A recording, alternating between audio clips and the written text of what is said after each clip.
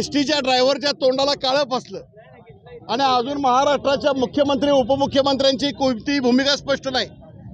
ST महामंडळाचे हजारो कर्मचारी हे अडचणीत आहेत। त्यांचा विचार जर केला तर हे सरकार या ठिकाणी कर्नाटकला कुठल्याही प्रकारचा जाब विचारत नाही।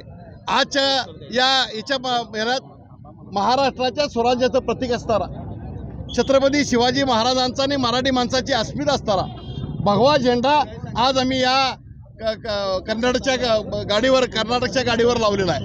आमची भूमिका आहे की महाराष्ट्राच्या मुख्यमंत्र्यांनी ताबडतोब महाराष्ट्रामध्ये फिरणाऱ्या कर्नाटकच्या एसट्या बंद कराव्या आणि मराठी माणसाची जोपर्यंत माफी मागत नाही तोपर्यंत हे आंदोलन आमचं सुरू राहणार। राज्य शासन जाणीवपूर्वक दुर्लक्ष करते असं वाटतं? राज्य शासन जाणीवपूर्वक दुर्लक्ष करत आहे। राज्य शासनाची कोणतीही भूमिका अजून स्पष्ट नाही। ही घटना काल घडलेली आहे, म्हणजे काल रात्री घडलेली आहे आणि हा प्रकार हे कन्नड वेदिका वेळोवेळी करतात।